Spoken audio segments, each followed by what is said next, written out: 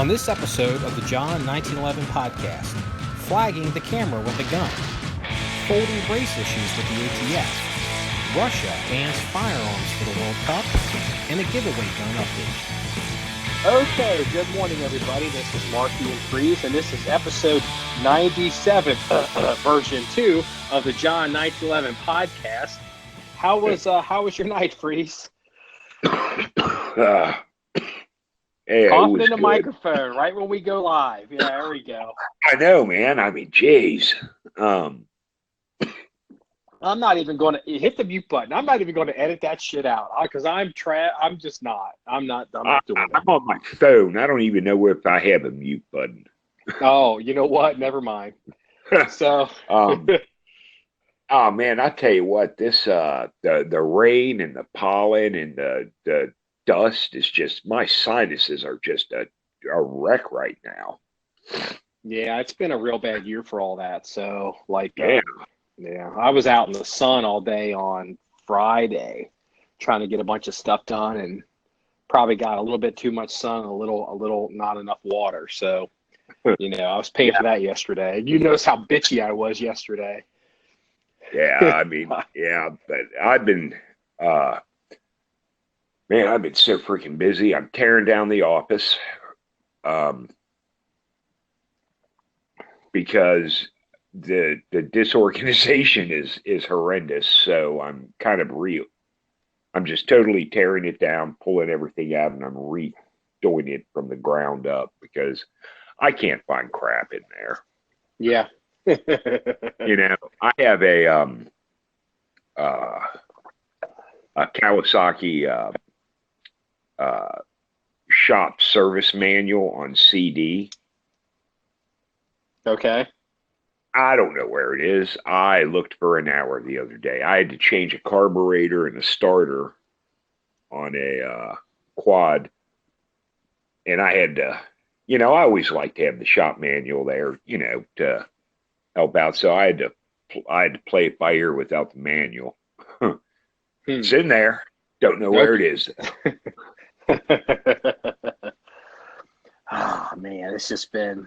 Hey, we need to talk about this. Should we institute a standing ban policy that if anybody comments about us, quote, flagging the camera when we have a firearm, is that an automatic ban? Should we make that a public position? I don't care if we make it a public position or not.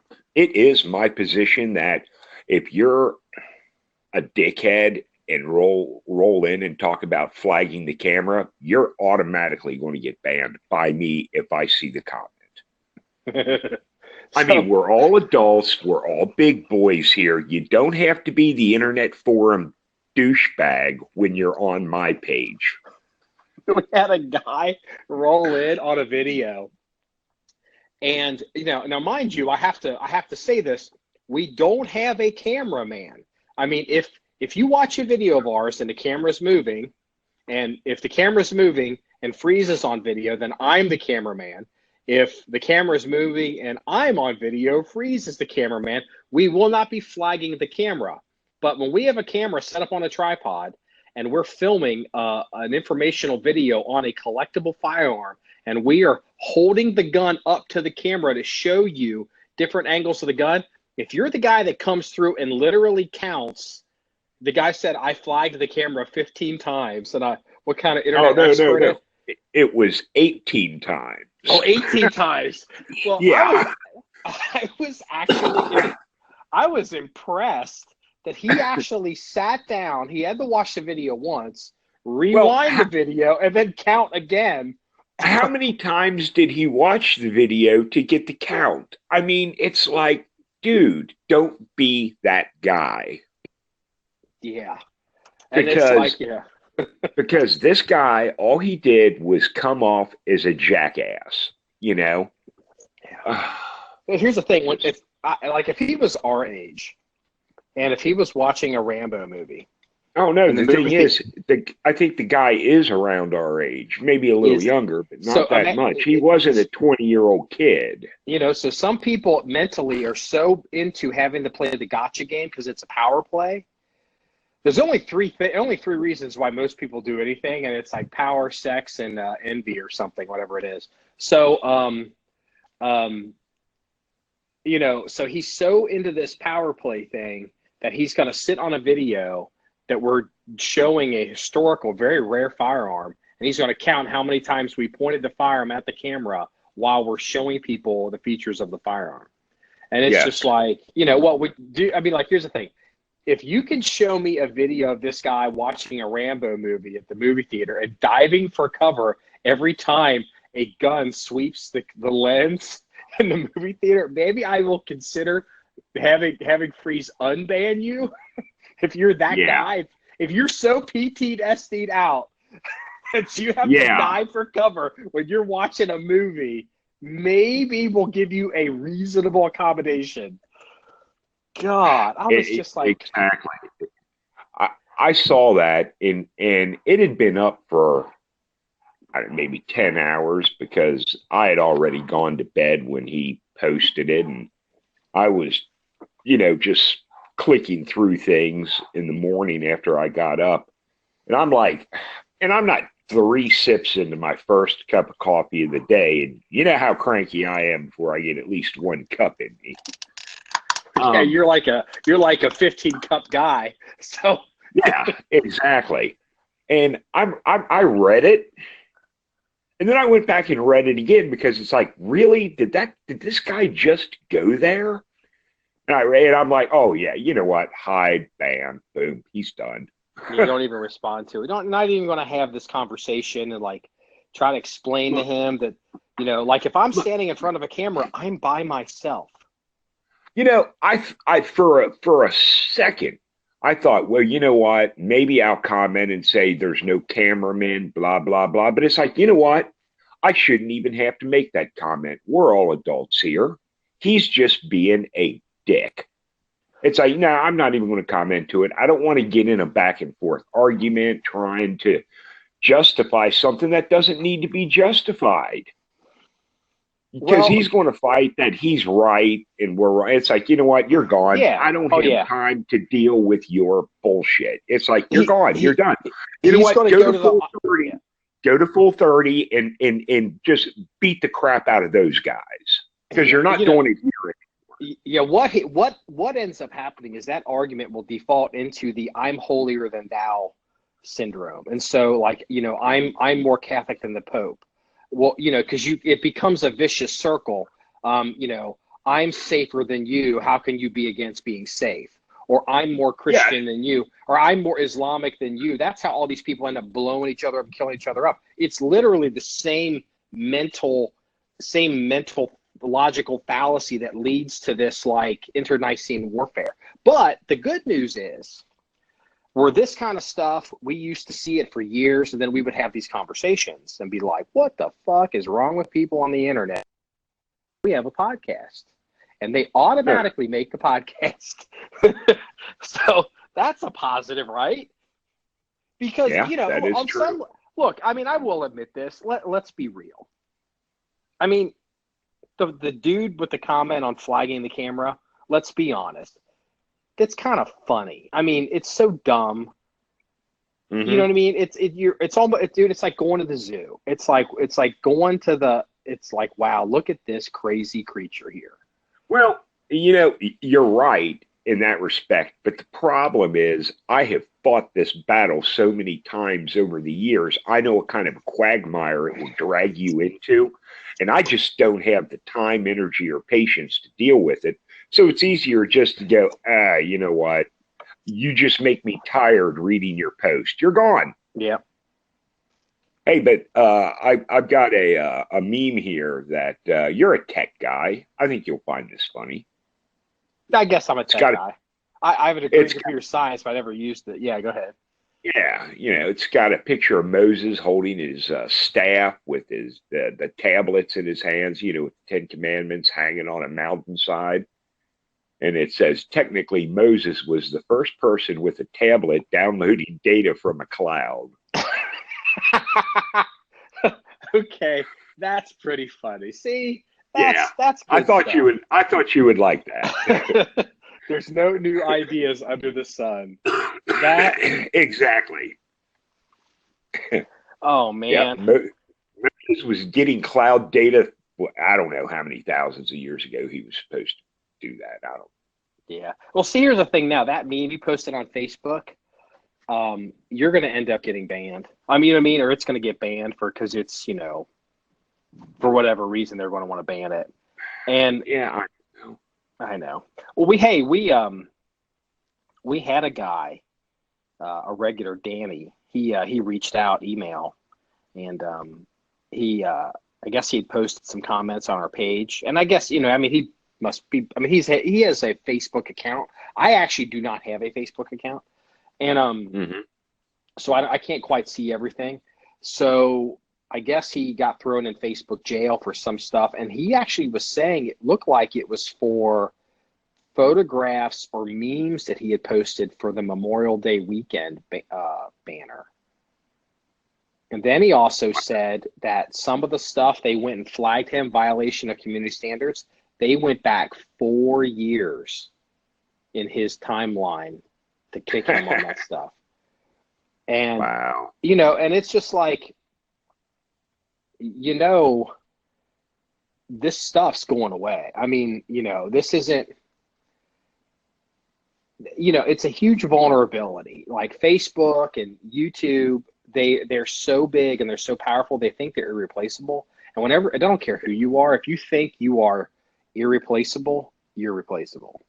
And what's going to end up happening is, this is just going to push more people off of these platforms, and we'll just end up going wherever they go. But I just thought that was interesting, that if they're going back into an individual guy like Danny and deleting photographs talking about Memorial Day, and and it's just like we're getting into like crazy, the Tony Robinson European, we're going to arrest you for reporting on crazy Muslim grooming gang shit.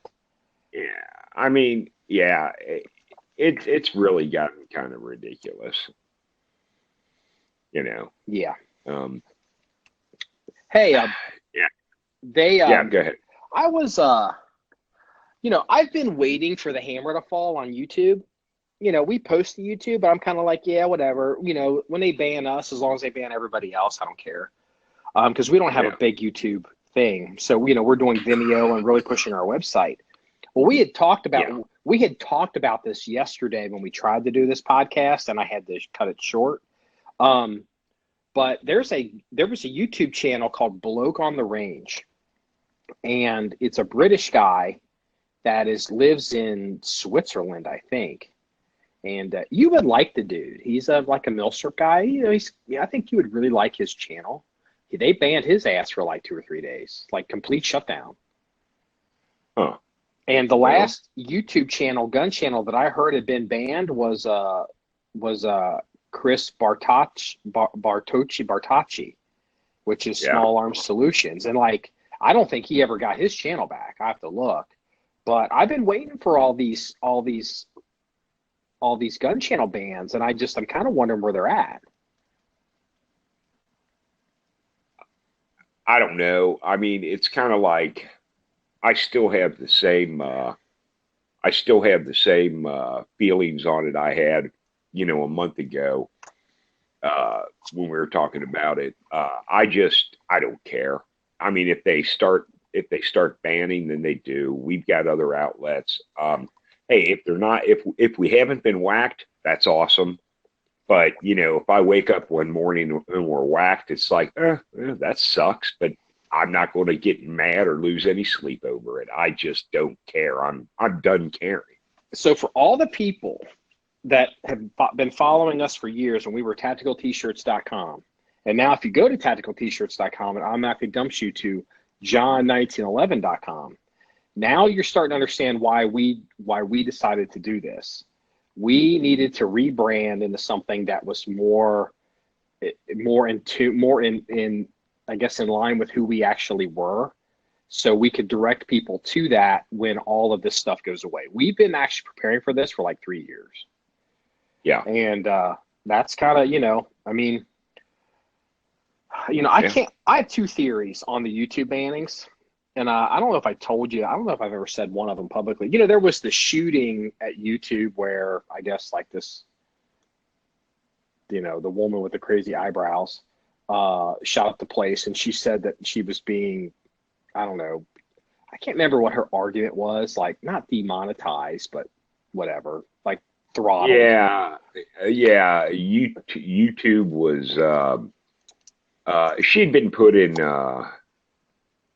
She'd been demonetized, and some of her videos had been whacked. Because she basically she's not a gun. She wasn't a gun person. She was, I don't know, some like vegan exercise, whatever, liberal. And Yeah, I guess and here's the thing. vegan bodybuilder or something. She was, yeah.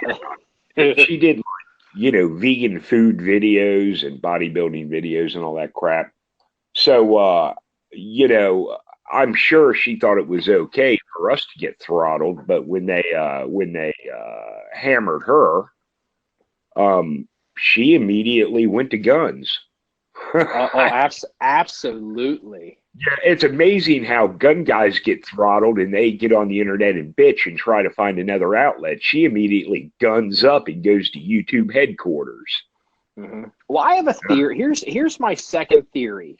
The first theory is that because this happened, maybe YouTube decided to pause on the big bannings. I mean, just for whatever reason, maybe they let it die down so they could do it when nobody's watching. But I think the second reason, theory I have on getting banned or not getting banned from YouTube, I don't understand why all of these gun channels are trying to monetize their videos. Because I have a theory that it's when you monetize your video is it gets your channel throttled. Because YouTube is doing all this so they can have advertiser safe ad product. And if you don't run ads on your channel, deliberately don't do it, they have no reason in theory to say that you're no longer advertiser friendly or you're you're a problem for them, because they're glad to keep people on the platform so they'll watch something else with an ad. It's just a theory. Yeah. I can't prove it, but Yeah. I've been casually trying to look at other YouTube channels because I don't watch that much YouTube. You kind of turn me on to it, but I've been trying to sniff out who's running ads with YouTube and who's not. And a lot of the big ones, like I know for a fact that this Bloke on the range guy was running ads because he mentioned it in some public statement he released a couple days ago saying, I released a video and it was allowed to be monetized and this other one was on. I'm thinking, dude, if you're getting flagged for all this community content, everyone needs to just shut off all of this monetization and just, here's the thing. I'm not going to ever say never, but right now I have zero interest in ever turning on a Patreon account. But all of these guys are running these huge channels with advertising and they're building, and in some cases they have large Patreon accounts. And it's like, why in the hell don't you people turn off the ads on YouTube and just collect through Patreon? Because they want to not actually have to work a day job. They want this to be their real job. Pigs get fat, hogs get slaughtered. Yeah, pretty much. YouTube is basically telling everybody. If you watch what YouTube's actions are, not because they don't say it vague in their standards, because they want to have the ability to make adjustments if somebody threads the needle on something they don't like. But if you look at YouTube, generally speaking, I think if you demonetize your channel, I think they pretty much will leave you alone. Well, they've been pretty lenient with us. They haven't messed with us. Yeah. We've had. What was it? I don't know. Even look at Facebook. When's the last time we got whacked with Facebook and got suspended from our Facebook account? It's been 3 or 4 years back when we were running tactical t-shirts, and we posted, I don't know, probably something ridiculously offensive post, and we got whacked. But in the interest of honesty, that is generally true. It's not like, it's not like they ever like kicked us for like posting a Saint Teresa's prayer for the infirm or something. No, but we posted a couple really, basically offensive as hell things in the past, and we got whacked a few times. But God, that's been years. And I mean, and even though we don't really mess with Facebook like we used to, but still, Facebook hasn't messed with us. I mean, YouTube hasn't really messed with us, and but I mean, I can't say that your theory's correct, but it makes sense to me. Well, here's the thing. We actually we were late to the game to YouTube because I just didn't like the YouTube business model. And again, in everybody else's defense, like there's, like Hickok 45 and this Mac guy, they've been making videos for like 8 or 10 years or whatever it is. And so, that was what they were doing back then. You had kind of convinced me that we have a lot to offer for video and kind of brought me on board. And we did at some point turn on monetization when we qualified for it, because it seems like the next step. The argument for monetization, with YouTube was, well, if YouTube can make money with a video, they're more likely to render it up in a preview or a suggested video to people that are just surfing the platform. And so why not? YouTube has to decide between two that's monetized and one that's not, and they're going to serve one up to somebody as a suggested video. Guess which one they're going to offer. And again, we can't prove it, but I don't need to scientifically prove that to be true. That's just good business. So it's like, we'll turn on monetization. And when we did turn on monetization for the short time that we had it, we did have a couple issues. What the hell was it? They kicked us on a couple videos. Like they demonetized some videos, and then there was one video, they pulled it. I can't remember even what it was. It might have been like a copy of maybe even a newsreel or something. And what was it? Like, someone getting like grievously injured, and they basically said whatever, and they took it down. I don't think we even got a strike for that. But here's the thing. But then, because we're so small, they had changed the rules, and we no longer qualified for monetization. And once that happened, the bullshit for us stopped. We pretty much upload, whatever we want. I mean, again, we're so small, maybe it doesn't matter, but it's just a theory.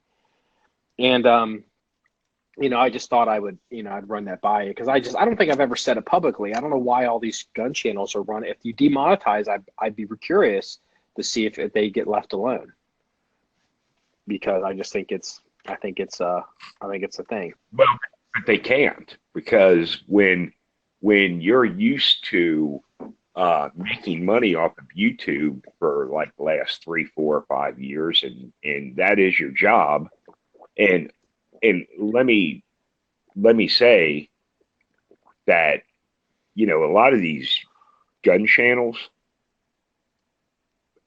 if they're running a lot of videos, look, videos take work, it is your job. You can make that your full-time job and not have time to sit in front of the TV for 10 hours a day, Yeah. But the thing is, they're kind of in an ugly loop. It's like, well, if I don't get money from this, then I actually have to go out and get a job, and it's hard to not have to work a 9 to 5 for 3 or 4 years. And then all of a sudden, because YouTube demonetizes you, and your Patreon accounts are not bringing in any real money, now you got to actually work for a living. Well, consider the other side of the argument. Okay, so take any random YouTube channel that somebody that's listening to this podcast watches, like a gun channel. I don't care. Just, pick one in your mind. that channel is its own standalone brand on some level, whether it's, you know, a guy doing gun reviews or a guy, you know, whatever, shooting and skinning bears, whatever that channel is about. It's a brand. It's a standalone business model. And if you're a YouTuber and you've been on YouTube for years, by far your largest, most important, most pervasive distribution channel is the YouTube platform. And I am continually shocked at how many of these people, you know, some of them are diversifying off of YouTube. They're seeing the writing on the wall. But I'm surprised at how many people haven't come to the conclusion that monetization is what's going to get them killed. And they would rather keep monetization on, make whatever few $100s, because none of them are making really any real money. You know, even if they're making real money, it's not real money. But how many people choose to keep that small amount of money coming in at the risk of their entire channel getting destroyed, which would destroy their brand because nobody will find them? And I just, you know, they don't appreciate, like some guy's been making a video for 8 years. He's been making videos for 8 years. He has a established brand, and let's say he's getting $500 a month. He can't get those 8 years back. And he can't get people to watch his videos if he's kicked off YouTube. His smart play is to demonetize YouTube, push everybody to Patreon, make $150 a month if you can, and then slowly rebuild it. Because the alternative is, the alternative is that you end up just losing your entire channel. Well, I mean, look. It's the short money versus the smart money play. And I don't understand why these guys do it. Look, we did that. We went from selling a buttload of T-shirts to zero. I mean, because we tore the brand down and we saw the writing on the wall. You know? Oh boy, we do eat our own dog food, don't we? Because we did. We destroyed tactical T-shirts for that very reason. Yeah. And I mean, look, I'm not saying tactical T-shirts was huge there, but tactical T-shirts made more money than any YouTube channel we've discussed to date. By far. Oh, absolutely. By far. By far. Yes, it did. But here's the thing. When we tore it down, when we burned the house down, all these other T-shirt companies out there, you know, they kept going. But I tell you what, their houses have caught fire too now. There's a lot of T-shirt companies out there that aren't the presence they were. They've had to do something else. We just happened to see it first. Mm-hmm. You know, we decided it was better to put ourselves out of business than somebody to put us out of business. It's better to go out on our own terms. And so we slowly decided we have to get out of this because this isn't going to last. And we need to, you know, kind of do what we really are about anyway. Yeah. And so, yeah, I mean, we truly do, at least we preach the religion we follow the religion that we preach.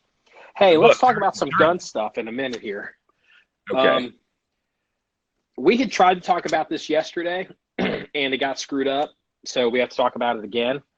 And I'm going to preface it by, be nice. Wilson Combat and Larry Vickers have come out with a Wilson Combat Glock package. What do you think about that? Okay. With the be nice still ringing in my ears. Be constructive. What does that mean in real life? Excuse me. In real life, without actually, fiddling with the gun, just by what little I've seen of it. In real life, I think it's going to be a great gun. I think it's going to be a great Glock, and I think it offers a few upgrades that the regular shooter would like, and I think it offers a few upgrades that Glock shooters will be like, thank you, finally. Okay, Now, let's get to the negative side. If you want to take a $600 Glock and make this gun so stupid expensive, tack Bill and Larry's name to it. I mean, Oh, I don't know yeah. what the I don't know what the MSRP on this gun's going to be, but it's going to be stupid because it's got Bill Wilson's and Larry Vickers' name attached to it, and that's just fucking dumb. It's Glock's making dumb. money, Bill's making money, Larry's making money, and I think Tango Down's making money because it's got Tango Down parts on it, which is fine. But it's just Yeah, one of those things where, but you know what? You can take your standard run of the mill Glock to hell. It's a Glock. Do it yourself. You can upgrade. You could probably do everything. You could probably do about 90% of what's done to this Wilson Vickers Glock yourself if you're handy. And what you can't do, you can have a local smith do, and I guarantee you at the end of the day, it'll be cheaper than buying this gun at MSRP. You know, what do you think the MSRP on it's going to be? oh man, I'll tell you what, I bet it goes $1,600. Want to bet? Bet a cup of coffee. I don't want to take that bet because I'll probably lose it. I mean, 1,600 or higher? Yeah. Yeah, See, every bit of it. That's the And problem. that's with the fucking Glock. I know. $500-600 gun. But because, oh no, it's a Bill Wilson, Larry Vickers. I mean, this thing, when you put it in when you carry Ambi, it caresses your testicles. Oh, that's a little harsh. Okay, it might be a little harsh. Come on. How can you ever justify charging that much for a fucking Glock? Because I can take you know what? We got the Glock in the armory, brand freaking new with the threaded barrel. We have a bunch of them in the armory that are brand new. No, I'm talking about the one we got in the armory, the with the threaded barrel, the one that we picked up. The giveaway, and actually I need to address that here in a minute, but yeah, go ahead. Okay. If you give me that gun, set it in front of me, and give me 5 $100 bills, I can turn that gun into this Wilson Vickers gun, and it'll be half the price. Well, consider this as well. Consider Wilson's business. Okay. They've been in this game for a long time, and they sell high dollar product. And a lot of our listeners, own their product. And yeah.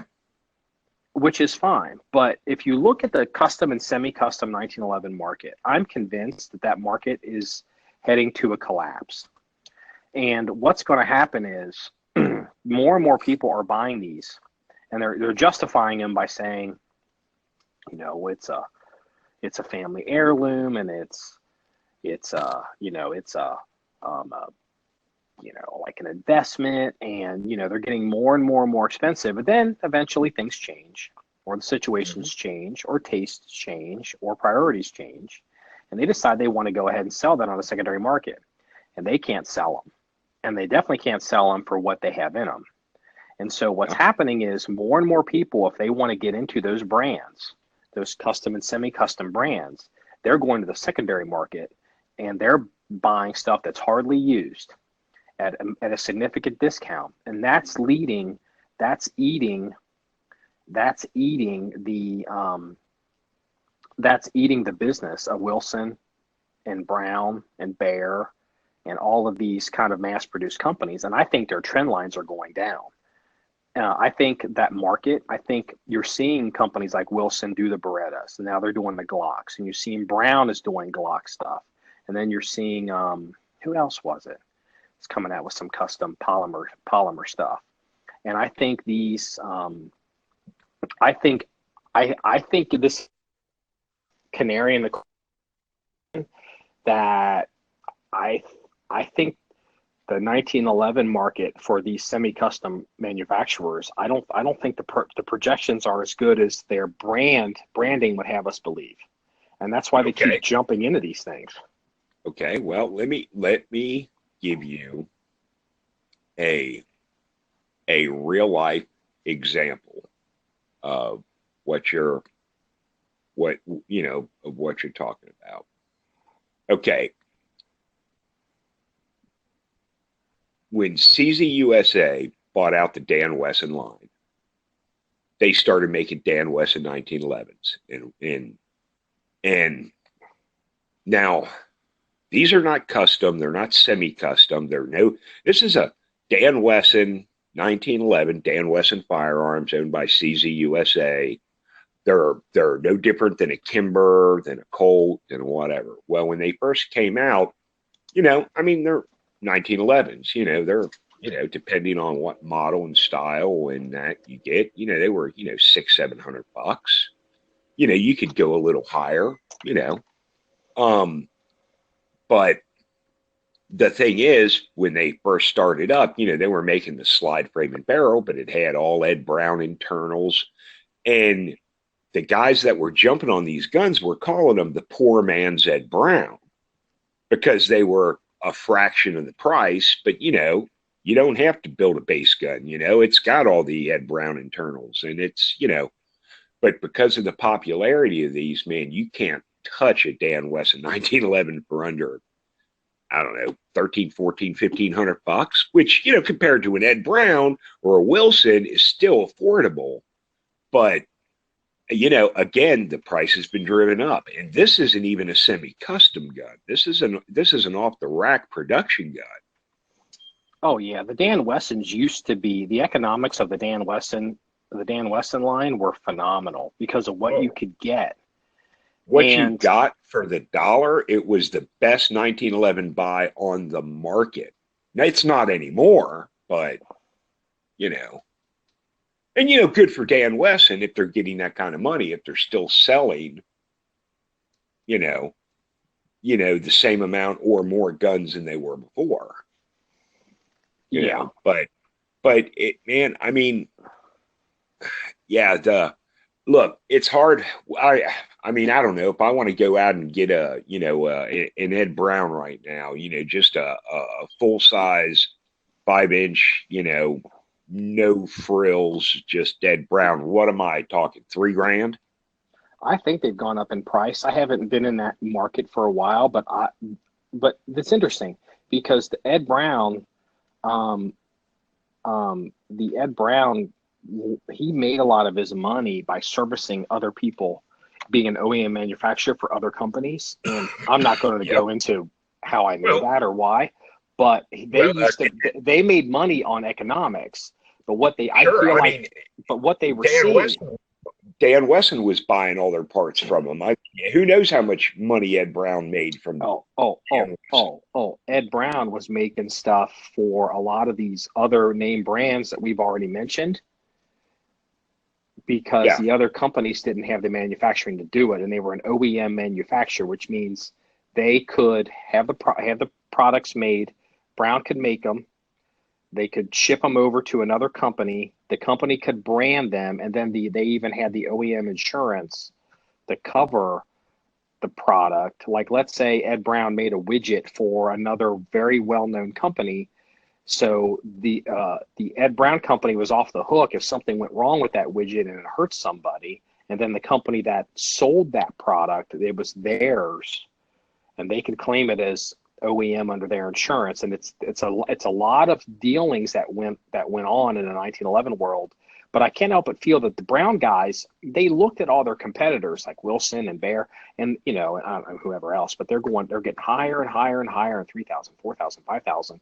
And I think when Brown went to those fully engraved limited edition products, they sold so many of them that they have stuff now. I've seen a Brown product. We talked about it. It's fully engraved, stainless steel, 5-inch. I think it's $10,000. That's crazy. Here's the thing. It's one thing if there's only 10 of them in the world. It's like, a fully engraved stainless steel Ed Brown. But the problem is they pumped so many of them out there. I mean, okay, it's like buying the John Wayne commemorative lever action Winchester from I don't know, Franklin Mint or whoever makes them that they advertise in the back of the NRA magazine. They're not worth anything. Hell, you can't even get what you're going to pay for this gun because there's thousands and thousands of them out there. Now, there's not thousands of engraved Ed Browns out there, but there's enough to make it not a $10,000 gun.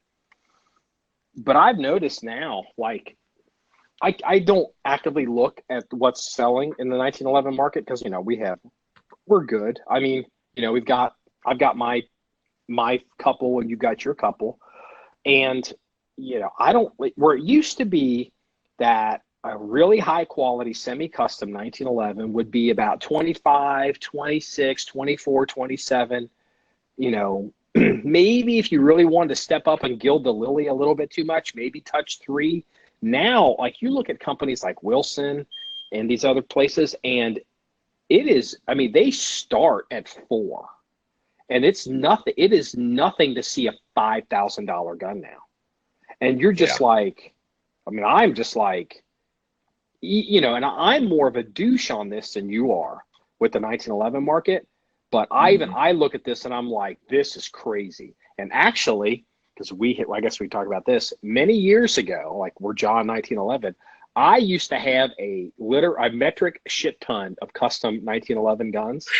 Oh man, and I saw the writing on the wall, and I was like, we just need to keep the ones that we use for reference guns and for shooting and training, and the rest of these have got to go because within 5 years this market's going to collapse. I think the first time, and I've called you a douchebag probably thousands of times over the years, but I think the first time I called you a douchebag was the first time I looked at all your 1911s laid out in front of me. It's like, oh man, you're seriously a douchebag. You know, it's like your entire 1911, I won't even say collection, your inventory of 1911s cost more than my car. Oh, in 90s money, before the prices went up, we had over $30,000 in high-end 1911s. And this is back when a 1911 was, you know, you could get them for 2 and under 3. And it's that's the same amount of 1911s today would probably be $50,000 worth of 1911s. And you know what? You'd sell them and never get your money out. And, you know, the thing is, that's the thing. I got out soon enough that I didn't want to take it. You know, basically it was like, I got too many guns of this one type. This is sucking too much money out of the armory. We're doing the reference collection. Things are changing. You know, let's get these out of here while we can. And, you know, I still don't regret it. I think it was a good move. Hey, I need to address, this is important. I have to segue here because we need to touch this because we've talked about the 1911 market many times. This is really important. I have to address the giveaway gun. Yeah. Because we've gotten some emails on it. This is kind of a big deal. So why have we not done the giveaway gun yet? Well, one, we've been really busy. There's a lot going on. And, you know, there is always a lot going on. But as soon as we decided to roll into that, we had a problem. And the lawyers were telling us about it, and the compliance guys were telling us about it, and now it's actually come to fruition, like in the past couple of days.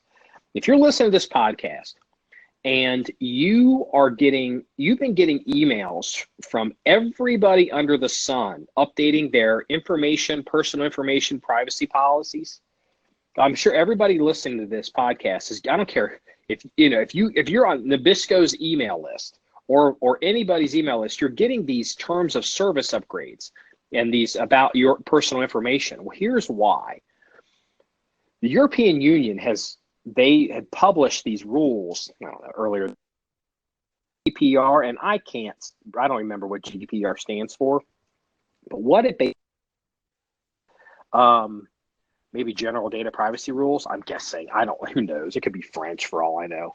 But basically, you know, here's the thing. If you have cookies or you collect information from people or you, you know, harvest their data, you have to be compliant with if a person's data that you harvest is located in the European Union where the GDPR rules cover, you have to be compliant to those standards. If you are not compliant, the GDPR rules state that they can fine you on each individual basis, I believe, up to 3 times your revenue or 3 times your I don't know if it's revenue or profit of your company. So if you are a $100,000 t-shirt company and you collect somebody's information passively or actively and you're not compliant with GDPR and they figure it out, they can sue you for $300,000.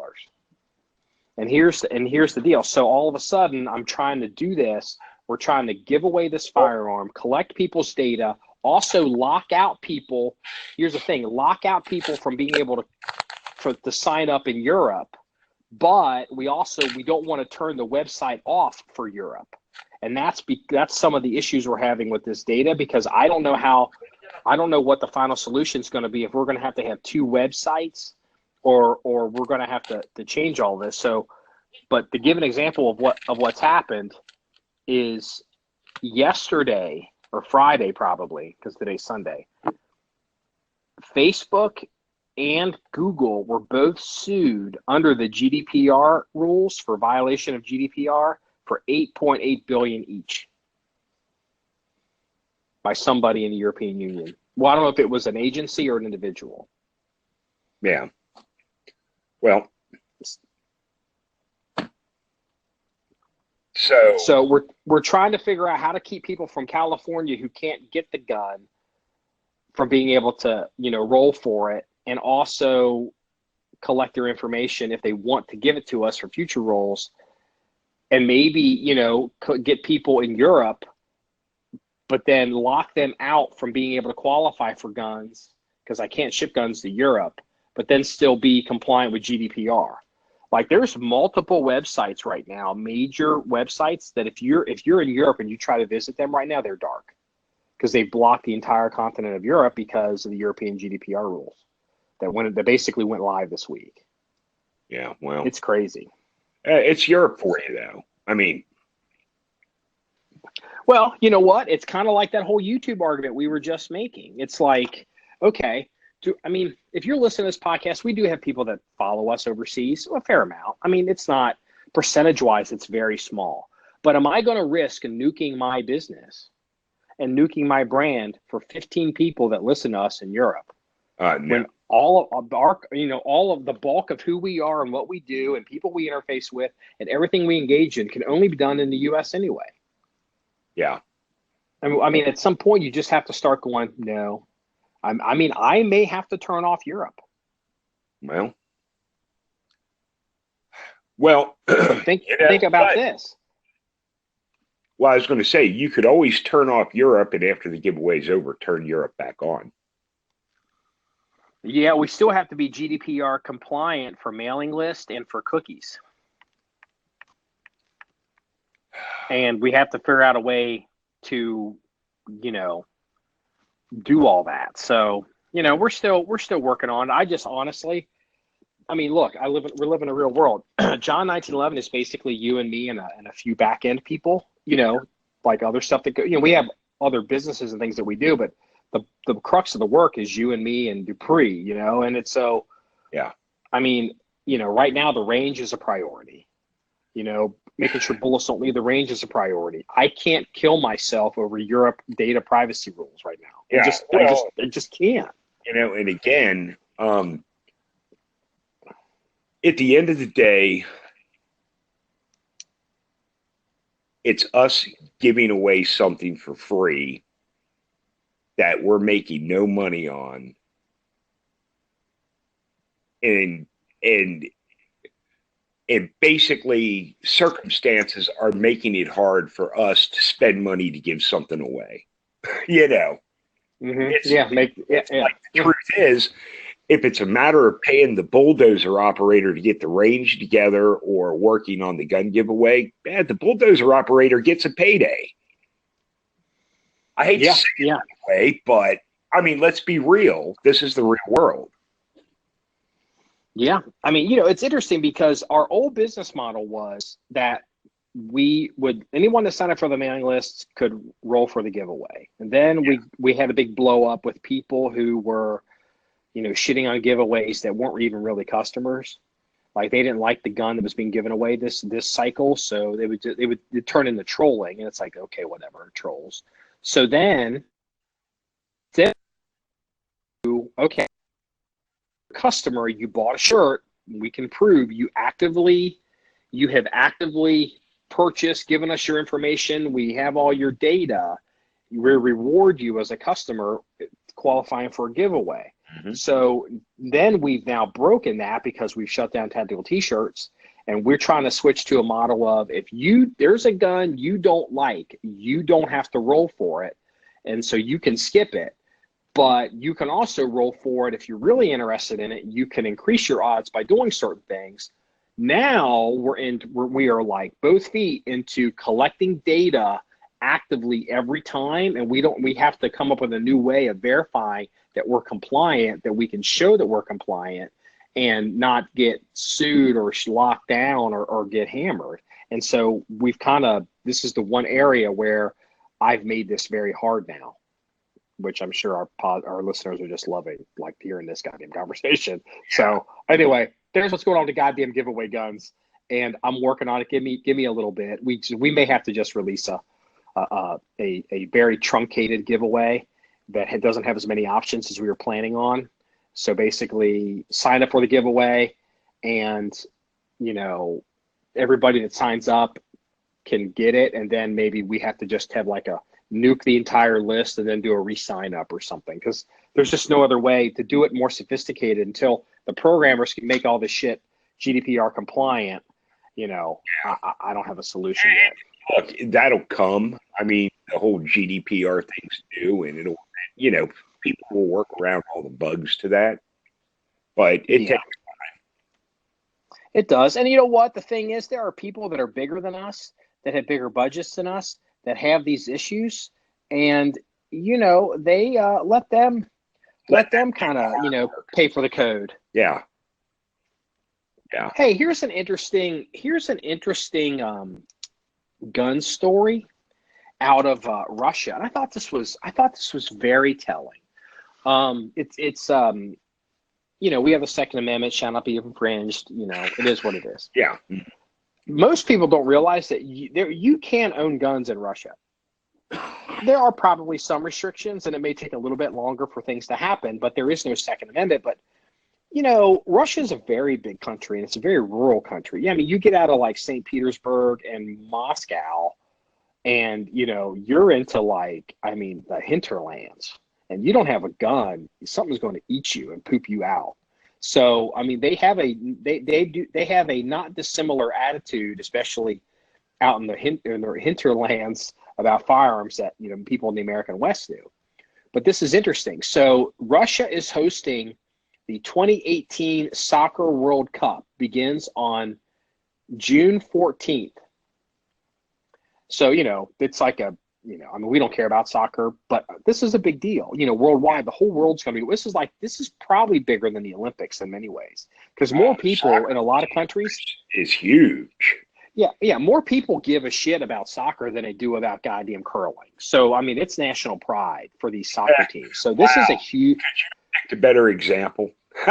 Curling. It's the truth, dude. I mean, millions of people. It's definitely the truth. Yeah. So this is interesting. The World Cup begins on June 14th in Russia. I don't know where, somewhere in Russia, which is fine. So from, what's the date? Taking effect on May 25th, which is 2 days ago, Friday, until July 25th, Russia is banning this is the phrasing.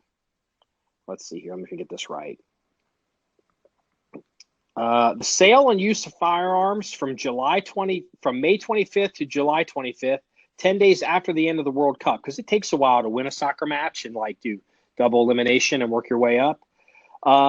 Back in let's see here. A translated version of the decree reads to prohibit from June to July. Let's see here. And from May 25th to July 25th, 2018, for enhanced security measures, excluding storage and seizure, civil servant and weapons and cartridges to it, explosives. Basically, what they're saying, it's interesting. What they're saying is, it's broken, the translation.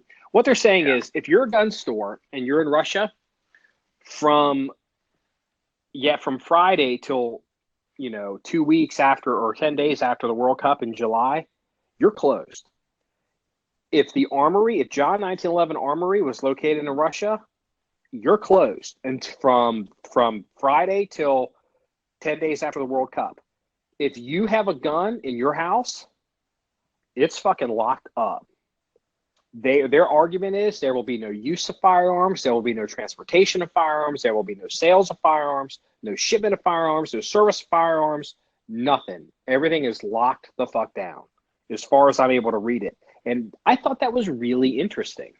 It is interesting. I don't necessarily know how enforceable it is, but it's interesting.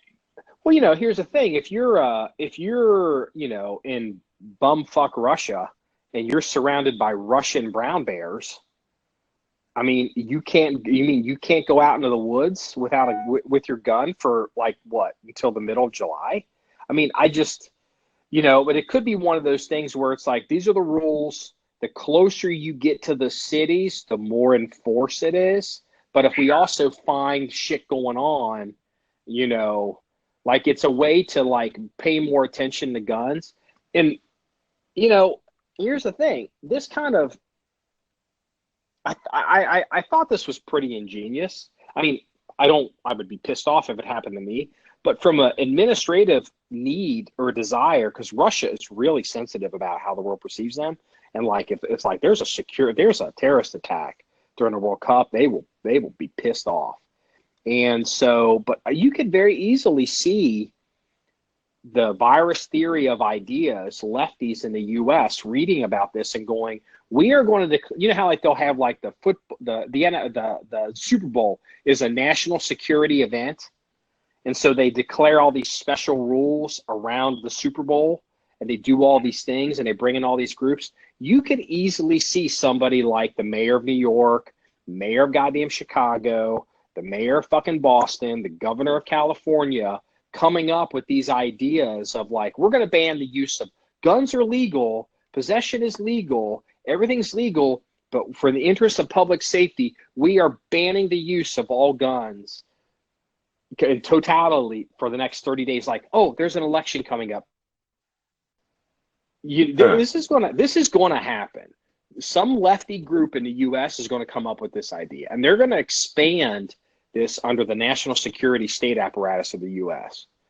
Like if the next time there's an Olympics in the U.S., wait till like the next Olympics is in like New York or some shit, like upstate New York, the Winter Olympics, and they decide, if you live in New York and we're a month before the Olympics and 2 weeks after the Olympics, lock your shit up. It's interesting. I mean, it's the writings on the wall. They're going to be the next big thing. I thought that was kind of, whatever. Yeah, I don't see that flying here in the U.S. I mean, because by the time the time frame ban will be well over with before any of the legal bullshit even gets. Well, you know what? You're in California in the Ninth Circuit. You try to do an emergency, review or emergency hearing to have a judge rule on it. They could rule in favor of the state, and so then now you're stuck. You're stuck into the loop of now of having to maybe try to get it up to Supreme Court to see if they'll jump ahead on it, which is always much slower. And I don't know. It's just I put a gold star on that one. We're going to see that one again. Hey, maybe. ATF folding brace. Did you see that? I did. Did you? What do you know? What's going on with that? No, I mean, the ATF has so many weird rulings when it comes to pistols and AOW or any other weapon. And honestly, I don't know. I mean, you read it one way and then you can take it another way. They purposely make it pretty damn confusing. Well, there's a story coming out of Connecticut. That says there's a couple, I don't know if it's a bunch of pistols. Yeah, I think like the Scorpion's one of them. So what's apparently, let me explain this so we don't talk and people don't know what we're talking about. There's apparently a couple firearms, a couple pistol versions of firearms, like the Scorpion, the CZ Scorpion is one. Which a couple other ones. Maybe the MPX. But Yeah, what's happening is MPX is included in that. people are buying the braces, and then they're buying folding braces. And I've never owned a brace or shot a gun with a brace on in my life. And I guess now ATF showed up at some class 3 manufacturer dealer in Connecticut. And, you have an issue with, NFA rules apply not only if a gun is like, shorter than 16-inch barrel, or shotgun shorter than, is it 18-inch barrel? There's an overall length ruling in there as well. And you can have a gun that can be, even though it has a barrel that's, quote, long enough, if the gun overall is still too short, it can be classified as some kind of NFA item. I don't know if it's any other weapon or if it's SBR, but I know like the X95 Trevor, as it's made in Israel, not the original one, but the upgraded X95, I think it's called. That gun, as it's produced in Israel, even though it has a full-length barrel, is still too short to qualify under the NFA rules in the U.S., so they end up putting an extra butt pad on it to make it like an inch or two longer. And I think the same thing is happening with these pistols. People are buying these folding braces, and somebody's showing up with a tape measure, and they're trying to figure out, whether it's, NFA or not. So I thought it all hinges around 26 inches overall length, and there's a lot of controversy on where your measurements start and end. Do you measure from this point or this point? And like the hinge or the back of the receiver. Like, for example, it's okay. Like for a regular AR pistol, if the overall length is less than 26 inches, you have to have an angled forend on it. A vertical forend is illegal. But if the overall length is greater than 26 inches, you can still have a vertical forend on it. So again, it's where does the ATF put their tape measure? Well, you can't put a vertical forend, a vertical pistol. You can't put a vertical grip on a pistol. Period. Yes, you can. If it's over 26 inches in length overall. Oh, if it's over, okay. You know what? Okay. Under 26 inches in length, you cannot put a vertical forend on it. It is illegal. That's, you know what? They get you coming and going, because the second, according to the ATF, if tell me if I'm wrong, Freeze, what they do is, definition of a handgun is something that has one pistol grip on it. If it has two pistol grips on it, that's no longer considered a handgun. Is that correct? Like if we took the M11 9mm pistol, and I were to, as it currently exists, and if I were to somehow attach a vertical pistol, a vertical broom handle stick on the front of that gun, that would be an NFA violation. Yes, that would be illegal. Yes. Yeah, you could. Yeah, because okay, all right, okay. So yeah, I mean the ATF has all these crazy rulings on all this stuff, and again, everything hinges on 26 inches. So if you measure from the wrong spot, you may think you're cool. But if an ATF agent comes in with a tape measure and measures from a different spot, says, "Oh, no, you're illegal," they're going to confiscate the gun. Now, you can fight it out, but I mean, and apparently, and I don't know all the ins and outs of the folding brace issue but apparently, what the people that had them were considering legal and what the ATF considered legal, two different things, and a bunch of guns got confiscated, and there were some ruling changes, and it's a big freaking mess. So were there any charges involved? I don't really think there was. Don't quote me on this. I don't know. I don't think anyone was like charged or arrested or anything like that. But there were guns confiscated because you have an NFA violation, that gun is gone. If you're lucky, that's all. Yeah, an NFA violation gets you 10 years. Yeah. So, and that's part of the reason why I've never messed with pistol braces, because look, I like the pistol guns because what I like about them is it's a lot less expensive to SBR them. Yeah. It's less work. That's what I really like about them. Like, the pistol brace thing to me, honestly, would be like if I bought one, it would be like, well, I just have a pistol brace on here until my tax stamp clears.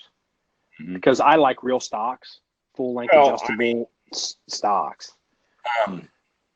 Like the pistol that I'm going to eventually get around to finishing. I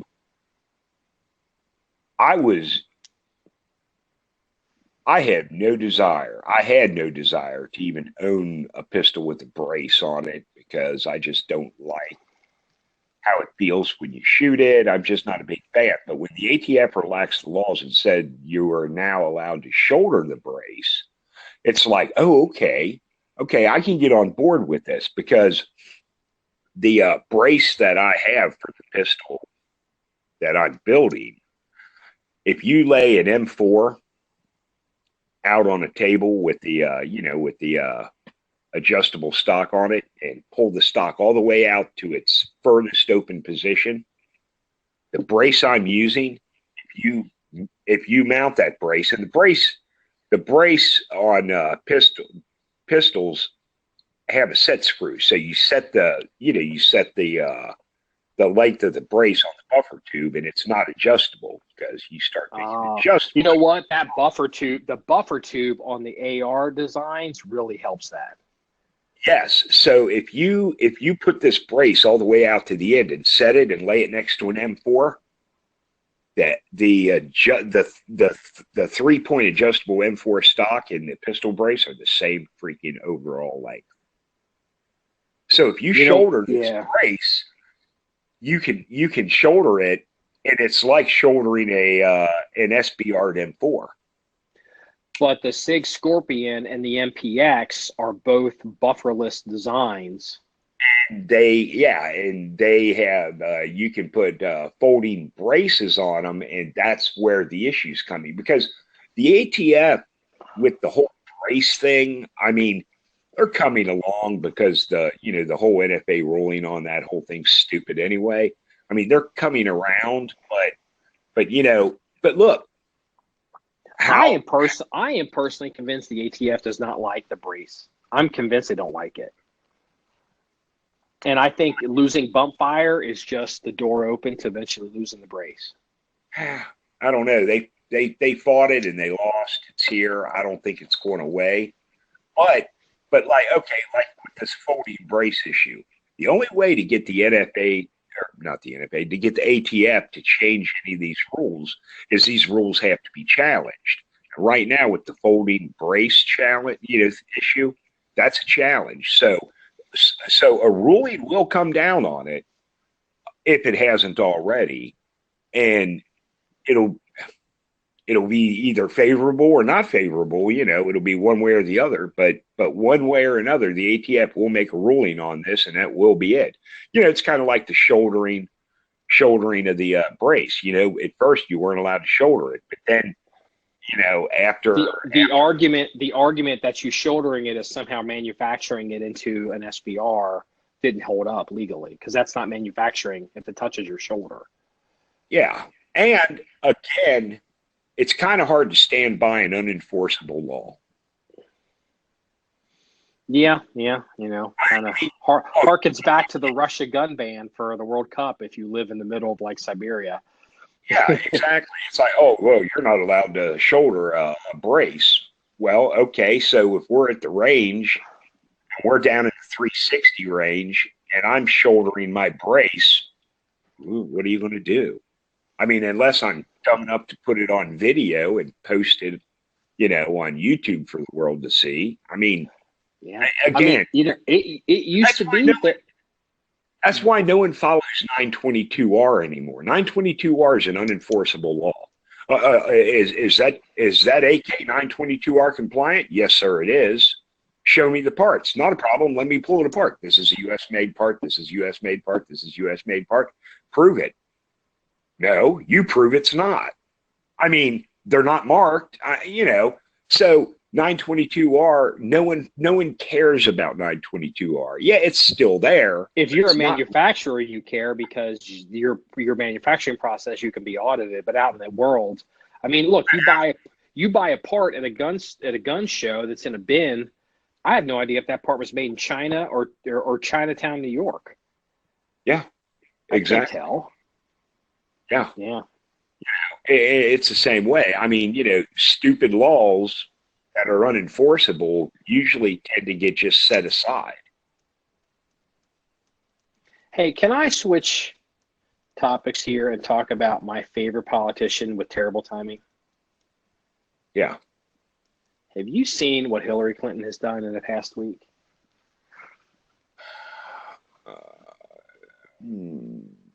Depends on what you're talking about. Did you see Hillary? She was at a college, maybe it was Yale. She was at a college commencement ceremony last weekend. And she pulls out this Russian style hat and starts talking about how Russia basically took the election from her. And, she's holding up this Russian hat. And then like the next day, all this stuff really broke about how the U.S. intelligence community was running a full spectrum surveillance operation on Trump. And it's about like terrible timing.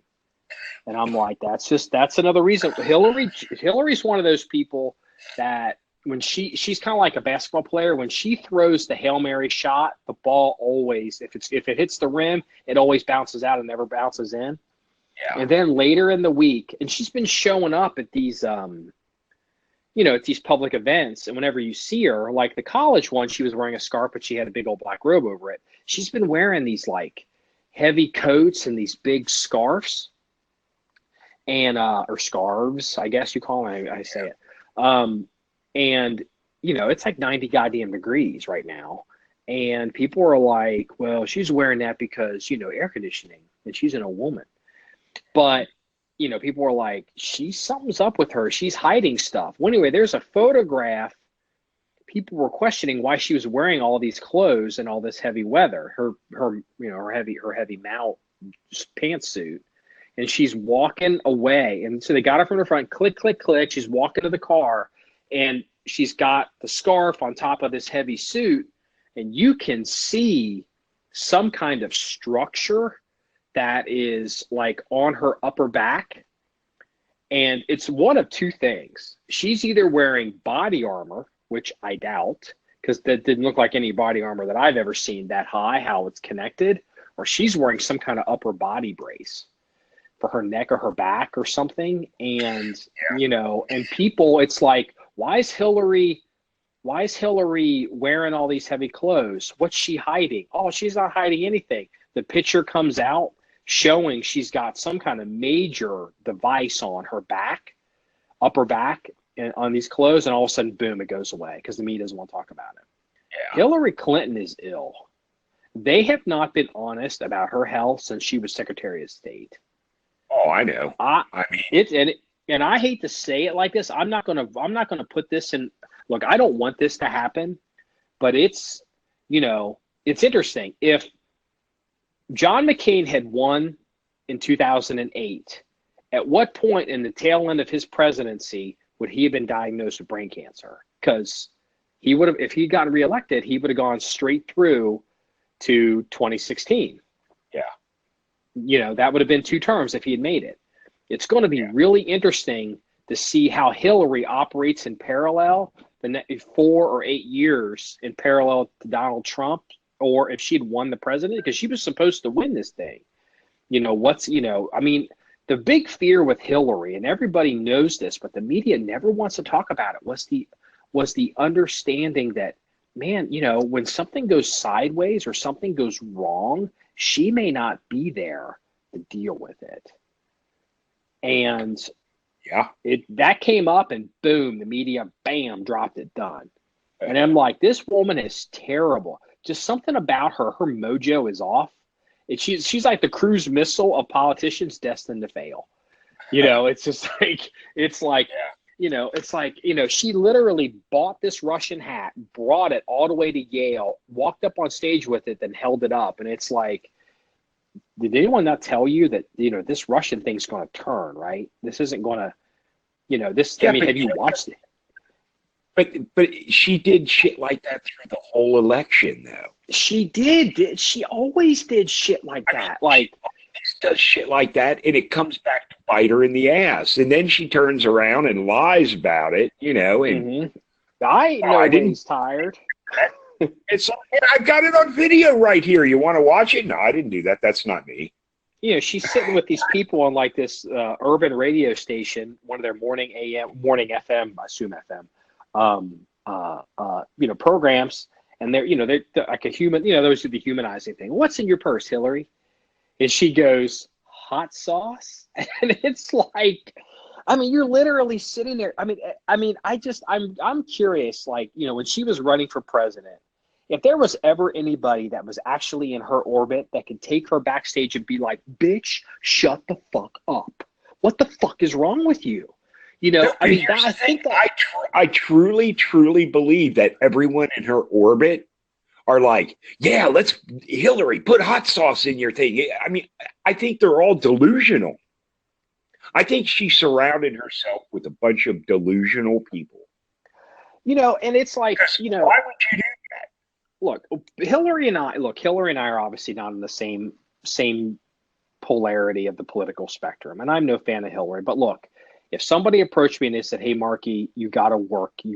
This is your job. And I had a fiduciary responsibility to do the best job I could. I would still vote against her, but I would do the best job I could because it was my job. And I saw this Russian hat thing happening. I'd be like, ma'am, don't do this.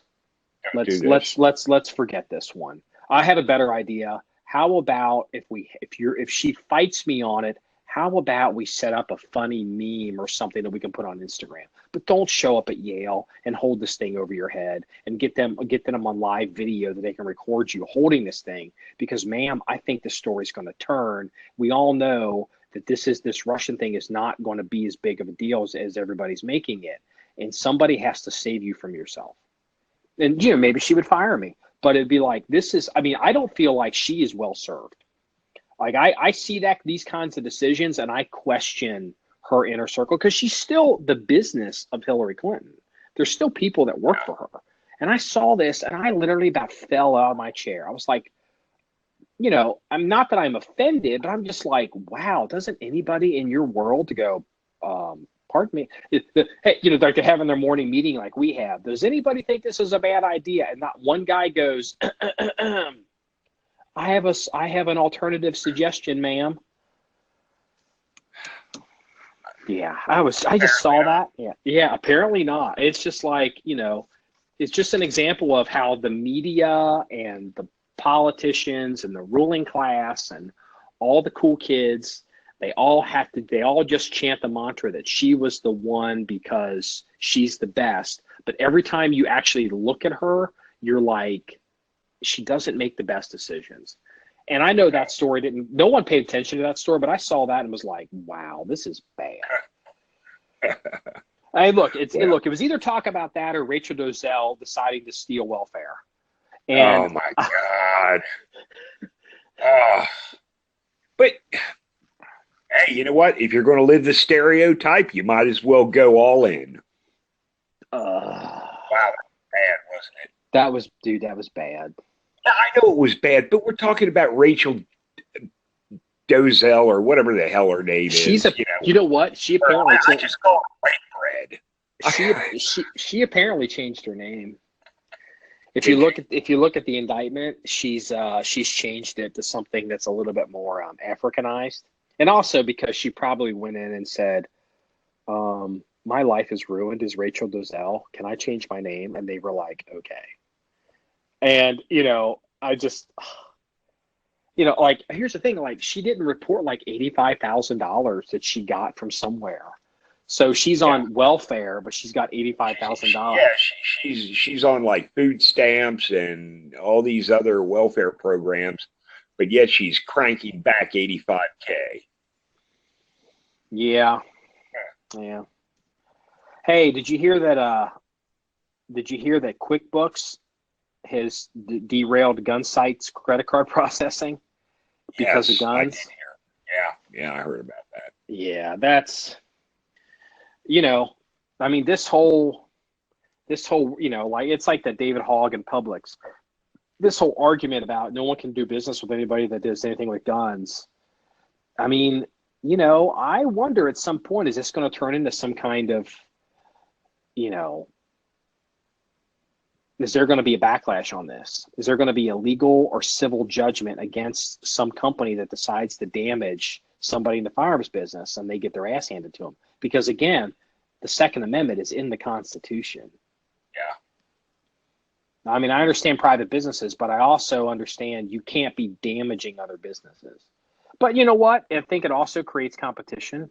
And eventually there'll be some more pro-gun credit card processing. And honestly, look, and people that are, Gunsite fans, because we had some people reach out to us about it. Look, the credit card business model is broken anyway, because it doesn't matter what the credit card companies do. They put chips in these cards. They do all these passwords. All these credit card numbers are all getting stolen anyway.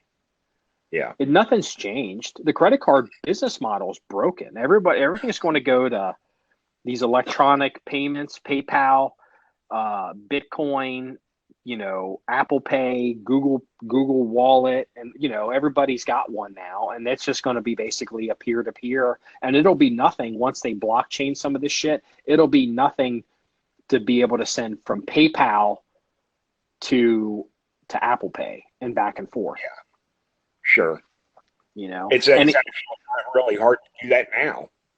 Yeah, I mean, I don't know. I haven't tried it, but like, if it's a double blind system and, PayPal says no guns, well, how can PayPal see the other side of whatever the transaction was into Apple Pay? Because if it's a double blind system, they can't see it. So fuck you know what you wrote in on. I bought a box of straws or I bought a box of bullets. You can't tell. Yeah. If it's truly double blind, and that's kind of how it is, just interesting. So. Yeah. Anything else? We've been going kind of long. Anything else we got to talk about? No, not really. I mean, we can talk for hours. Yeah. We're both extremely long-winded. Yeah. We got to probably wrap this one up. We've been going for about, probably about 80 minutes. So, all right. Well, this wraps up episode 97 of the John 1911 podcast. If you want to see any pictures or photographs or articles referencing the things we talked about, go to our website, john1911.com. That's JOHN1911.com. You'll see the stuff in the comment section for this episode. And remember, it's all about shooting guns and having fun. Everybody, have a good day. See you later.